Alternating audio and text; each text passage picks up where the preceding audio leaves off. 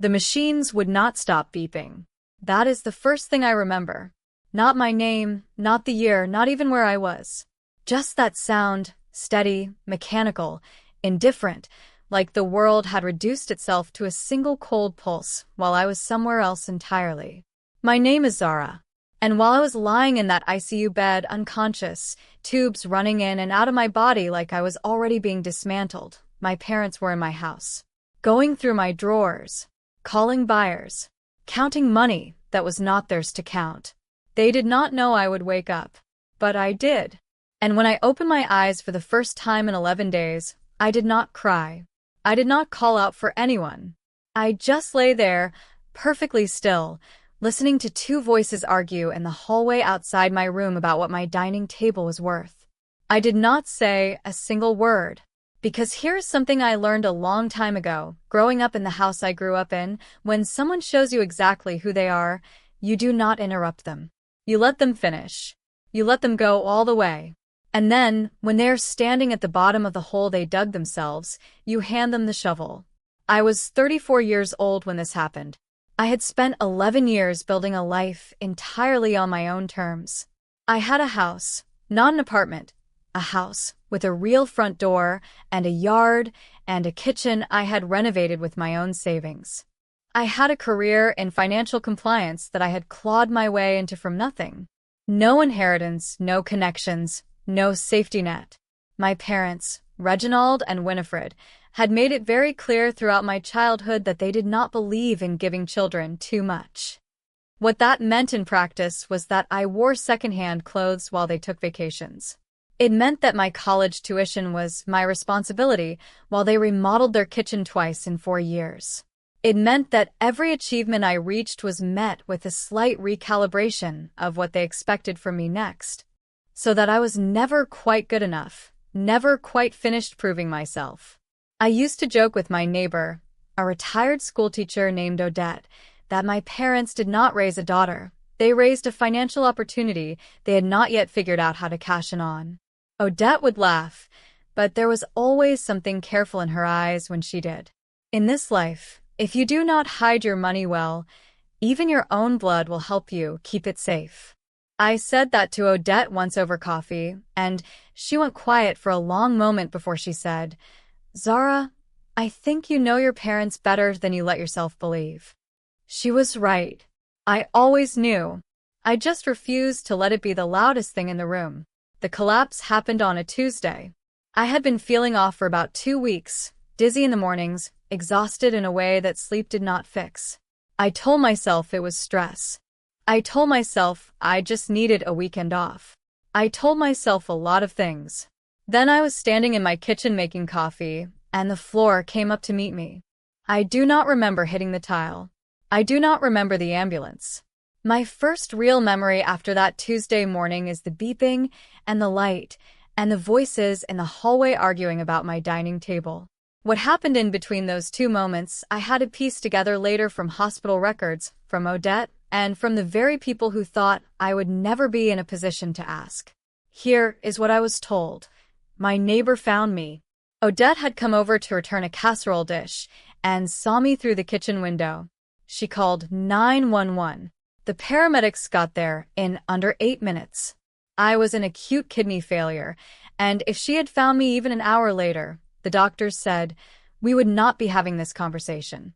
Here is what Odette told me herself, much later, when I was strong enough to sit up and hold a cup of tea.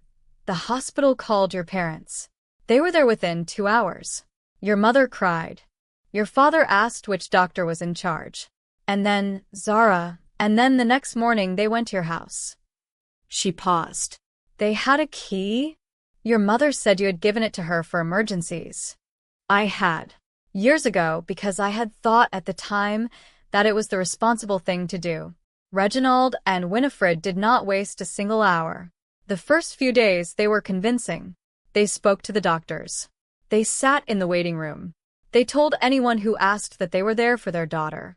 Nurses complimented them on their dedication. The social worker on the floor told Odette they seemed like a very involved family. Odette did not say anything to the social worker, but she started driving by my house. What she saw starting on day 3, was this: a man she did not recognize carrying boxes out of my front door. My mother directing him with one hand and holding her phone with the other. A truck parked in the driveway that was not mine. By day 5, my living room furniture was gone. By day 7, my mother had been seen at my house wearing my jewelry. Not storing it. Wearing it. Odette documented everything. She took photos on her phone, dates, timestamps, because she said she had a feeling and she had lived long enough to trust her feelings. She did not call the police because she was not sure what law was being broken, and she was not sure I was going to wake up to need the evidence. But she kept it. Meanwhile, I was somewhere between this world and the next, entirely unaware. If you've made it this far, you already know this story is getting good. Drop where you're watching from, and don't forget to subscribe. My parents, by the account of the ICU nurses who told me later, visited twice during those 11 days. Twice. Each visit was under an hour. One nurse said my mother spent most of her visit on the phone in the corner of the room. Another told me that on the second visit, she overheard my father ask the attending physician about the process for making medical decisions if the patient remained unresponsive long-term. Long-term. I had been unconscious for 6 days at that point. The physician had explained carefully that there were legal processes involved, that family members could petition for guardianship under specific conditions, and that nothing could happen quickly. My father had nodded like someone absorbing information he intended to use. I did not know any of this yet. I just knew the beeping. And then, slowly, I knew the ceiling. And then I knew I was thirsty, and my throat hurt, and there was a tube that had recently been removed from somewhere it should not have been. I blinked at the fluorescent light for what felt like a very long time. A nurse came in. She checked my monitors, looked at my face, and her whole expression shifted. "Oh," she said quietly. "Oh, honey, you're back." I tried to speak. Nothing came out. She told me not to try, that my throat would be sore, that I had been intubated. She told me what day it was. She told me I had been in the ICU for 11 days. She said she was going to get the doctor, and that I should rest. I nodded. And then, through the door she had left slightly open, I heard my mother's voice in the hallway. Loud, the way she got when she was agitated. She was saying, "No, I am telling you. The figure we agreed on was not accurate. The contents of that room alone are worth." I stopped hearing the nurse's footsteps. I stopped feeling the stiffness in my throat. Everything in me went absolutely quiet. I lay there, and I listened, and I understood, in the space of about 90 seconds of my mother's phone conversation, exactly what had been happening while I was unconscious. She was not talking to a storage company. She was not talking to a charity. She was talking to a buyer. She was negotiating. She was irritated because someone had apparently undervalued something. Something in my house, and she intended to correct that. The doctor came in. I answered his questions. I was cooperative and calm, and I told him I was comfortable. I did not tell him what I had just heard.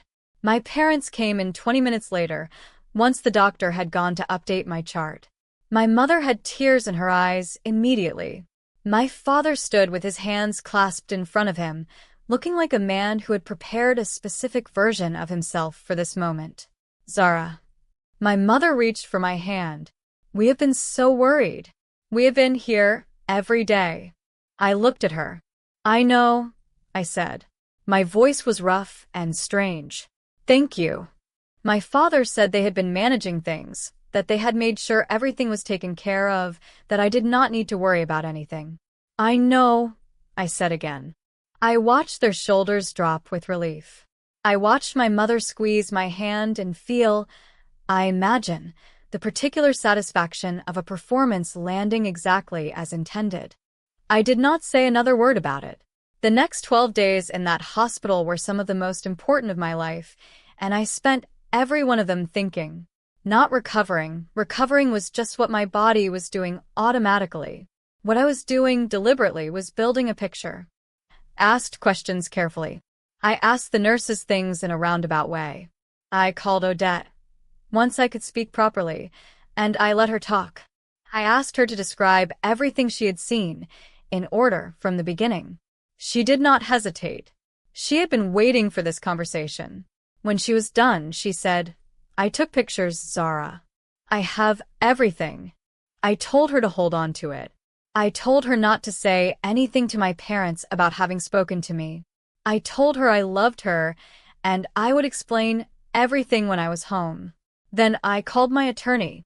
I had one, a woman named Philippa, who I had used 2 years earlier for some contract work. I told her what I believed had happened, and I asked her what I needed to know. What I needed to know was this.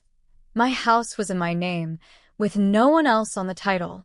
My accounts were in my name only. My parents had no legal authority over anything. What they had done, removing and selling personal property from my home without my knowledge or consent, was, in fact, theft. The fact that they had a key did not change that. The fact that I was incapacitated did not change that.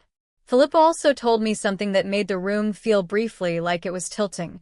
Based on what I was describing, the inquiry to the physician about guardianship, the rapid liquidation of assets while I was unconscious, this did not look like panic.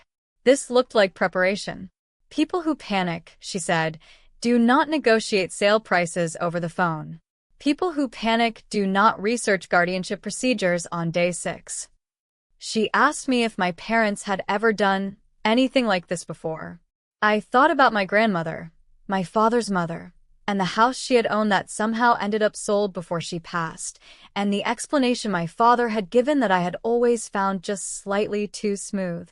I thought about my mother's sister, who had stopped speaking to our family when I was 11, and how my parents had always described it as her being difficult. I thought about the way my father had looked, standing in my hospital room, not like a man grateful his daughter was alive, like a man recalibrating. I told Philippa that I need to find out. I came home on a Thursday afternoon. Odette picked me up from the hospital. My parents did not know what day I was being discharged. I had made sure of that. I needed to see the house before I saw them. I was not prepared. I knew furniture was gone. I knew items were missing. But standing in my front doorway and seeing the stripped shelves, the blank walls, the absence of the rug I had bought on a trip to Arizona, and the lamp I had carried in my own hands. From my first apartment, it was something else. It was the specific grief of erasure. Someone had walked through the space where I lived and decided that none of it mattered because they had decided I did not matter. I stood in the doorway for a long time. Odette stood next to me and did not say anything. Then I walked into the kitchen. The kitchen was the room they had worked the least. There were still pots on the rack. The coffee maker was still there. My mother, apparently, had not considered the kitchen worth much. That was her mistake. About 18 months earlier, I had hired a contractor to do some work on the kitchen. During that renovation, I had made a decision that I had never fully explained to anyone. I had the contractor build a small concealed panel into the wall beside the refrigerator. From the outside, it looked like nothing, like a seam in the drywall. The panel was about 2 feet wide and 18 inches deep, secured with a magnetic lock that released with a specific tap sequence. I had put things in there, quietly over time, not because I had specifically anticipated my parents doing something like this. I want to be honest about that. I had done it because I had grown up in a house where things disappeared, where paperwork went missing, where "I do not know what happened to it" was a phrase I heard with suspicious regularity. I had built that space because I had always known, somewhere I did not fully examine, that I needed one. I pressed my fingers against the wall.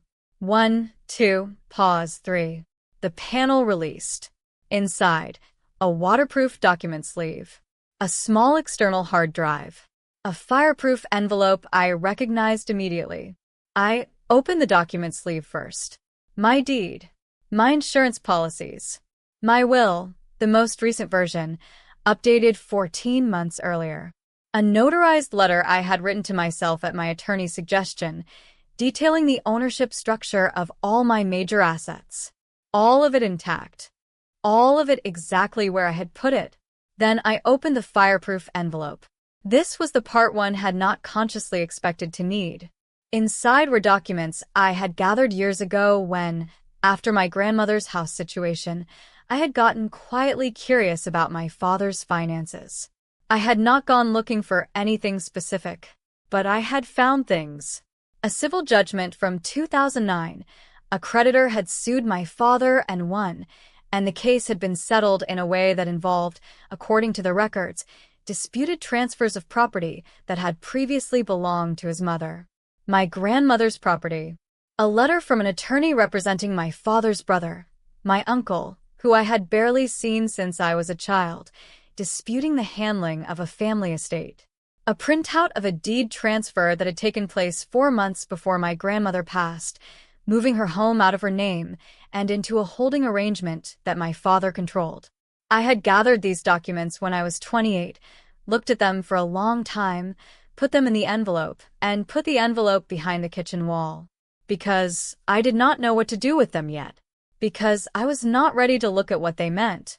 Sitting on my kitchen floor at 34, with an empty living room behind me and a body that was still healing from 11 days in the ICU, I was ready.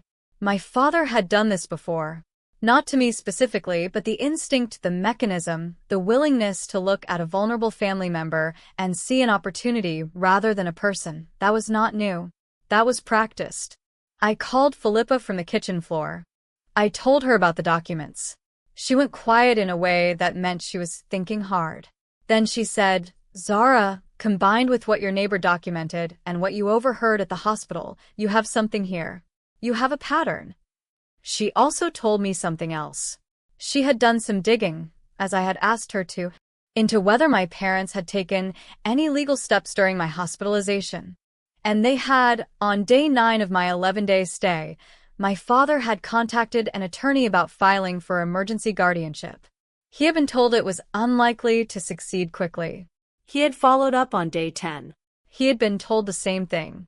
Day 9. I had been unconscious for 9 days, and my father was already filing paperwork to take legal control of my life. I sat with that for a moment.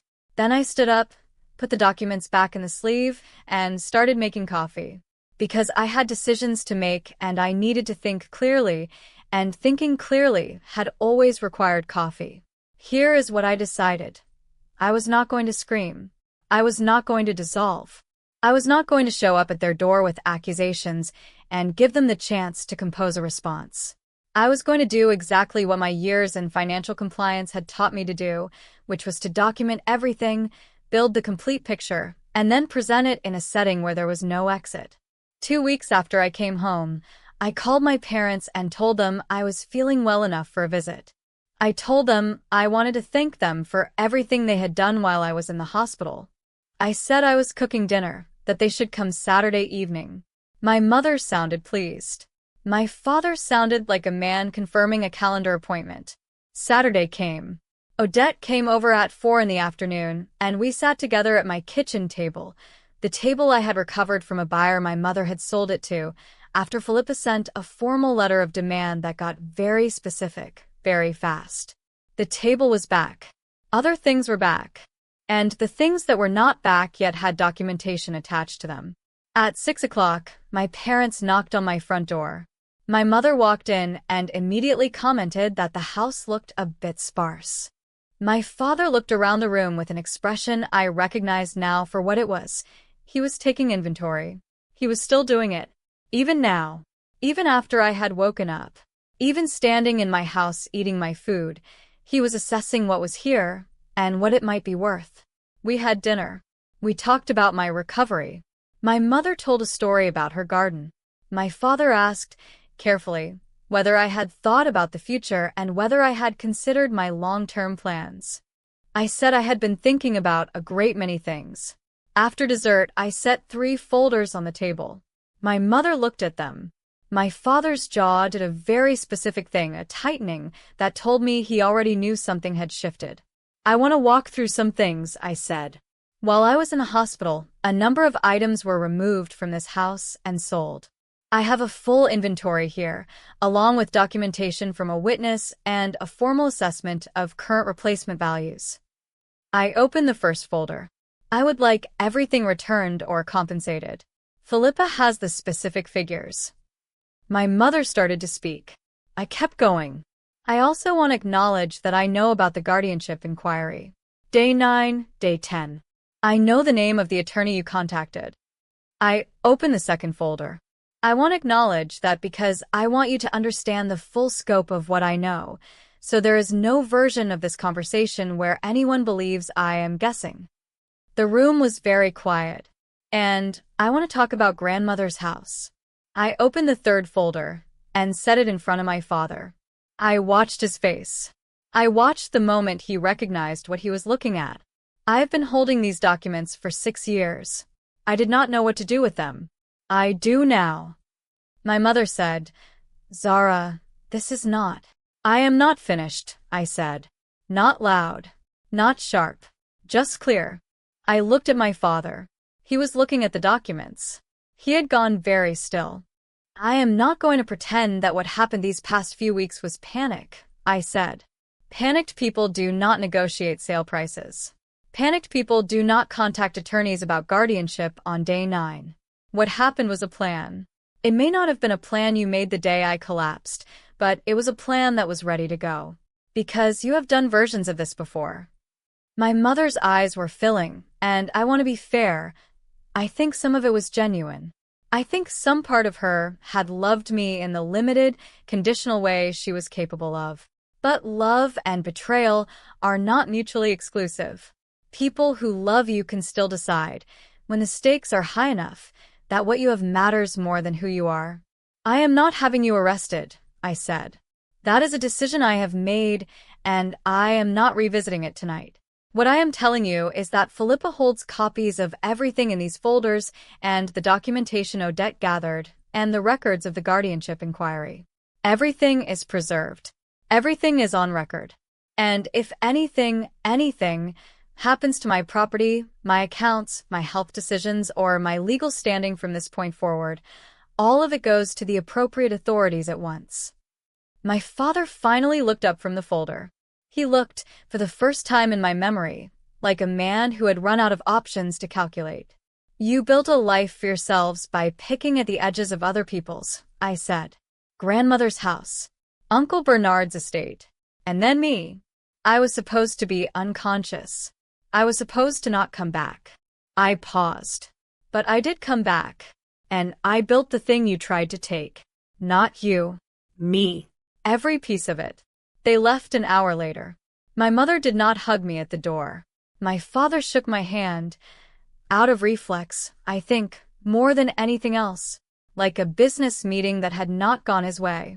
I stood in my doorway and watched their car pull out of my driveway.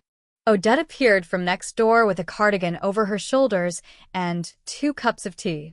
We sat on my porch until it was fully dark. I had fought to get back to this life. This specific life, this house, this porch, this particular woman sitting next to me who had taken photographs on her phone because her instincts told her to. I had lain in a hospital bed and come back from somewhere I almost did not return from, and the people who should have been praying for my survival had been calculating my worth. They had walked through every room of my house. They had opened every drawer and every cabinet and every closet. They had never thought to tap the wall beside the refrigerator.